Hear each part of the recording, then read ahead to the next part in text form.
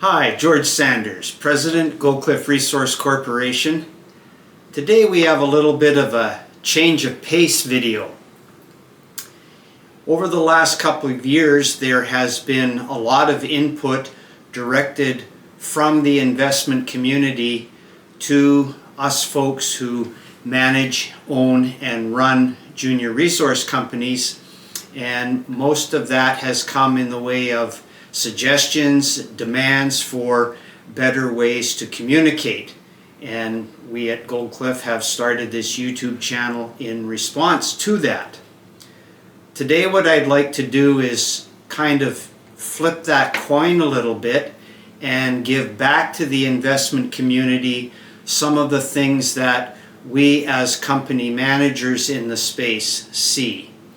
So over the last couple of years, in conversations with a number of friends and acquaintances who also run junior resource companies, we often joke at the questions that we receive because it's clear from those questions that the questioner hasn't actually read the material, hasn't read the news release, hasn't read through the financial statements, or hasn't read through the corporate presentation. So today what we would like to do is to provide some input, the hope of which, the aim of which is to make all of you better, more informed investors. We'll get the quick disclaimer out of the way. While we're talking about investing, this is not investment advice, and I am not an investment advisor. Some of the things I'm going to say sound pretty obvious, so we don't mean to be condescending or repeating obvious things. However, it is my own experience and the experience of a number of my colleagues that there are some areas where investors could improve. So to begin, I think the whole thing can be summed up in one word: read.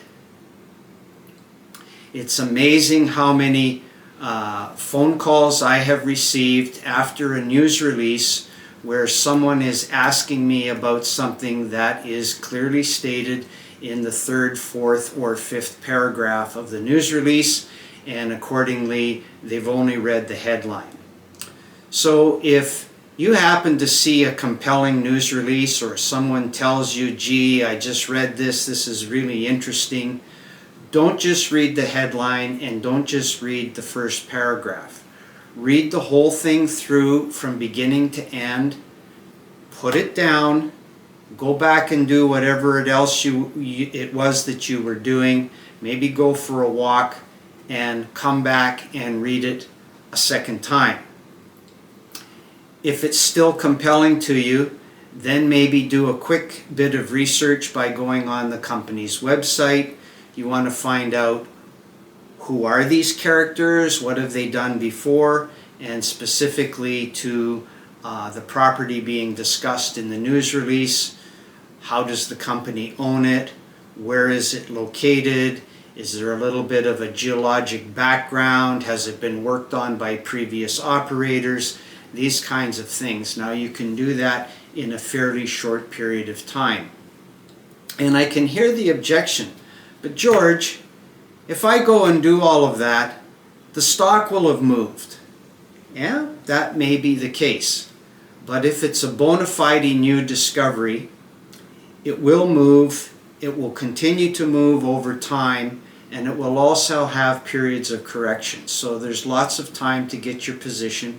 You might not get it at the very lowest level, but you will be able to find a suitable entry point should you decide that's something that you want to pursue. So that's the first thing that we really encourage people to do, is read and reread the news release and go get the information yourself. Don't rely on somebody on the internet commenting on it, because they actually might not know what they're talking about. They actually might not have read the thing in its fullness their own selves. So do that. And I would also encourage, and something I've seen drifting away in the business in the last few years, phone the company. If you don't fully understand it, or something's confusing, or you want some greater context, phone the company. The president of the company or the person handling investor relations is more than happy to talk to you. And most of the time right now, they don't have very many incoming phone calls. So phone the company. Okay, moving on to the next thing. This is a interim financial statements. You have to read these things. Now I know a lot of you will open them up and read the balance sheet, and that's a great start. But I would encourage you to read the balance sheet with a ruler, line item, kind of going through it line by line, and wherever you come across a note on a line item in the balance sheet, flip through to the notes to the financial statement.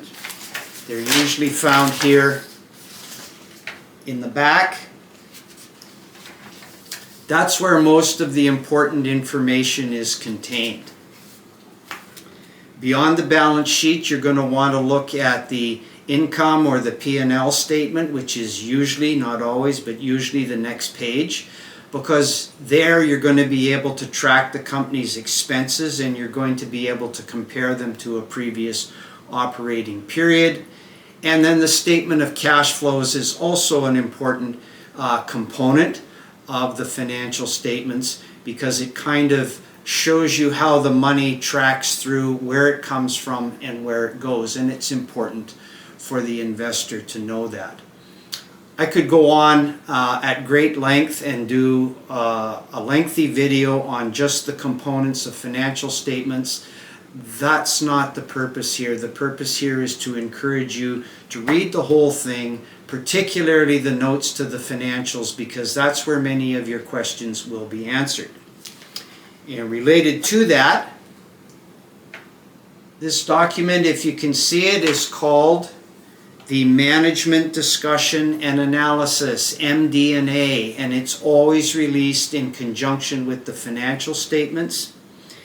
It's in this document that you will find the most current information. The way that properties were acquired, the payment schedules, the royalties, the work commitments, all those important details are all described, not always in the notes to the financials, but definitely in the MD&A. Another key component in both statements that you're going to want to look at is the related party transactions. So you want to know how much money is coming out of the Treasury to management, to the board of directors, in terms of management fees, in terms of salaries, in terms of contract work, things like that.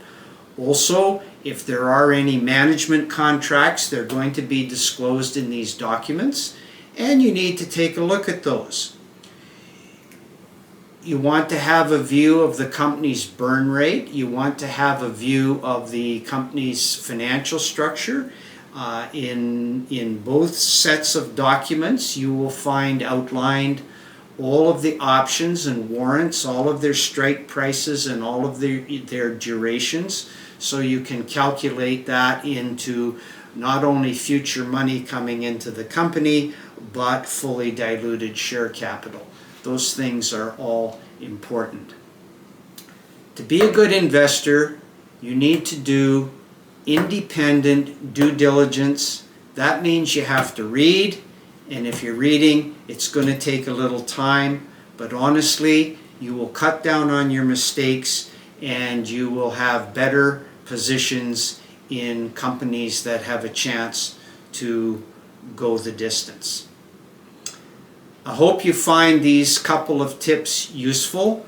As I was going through this, I could think of many more things that I could say about it, but that would make for a video that's too long.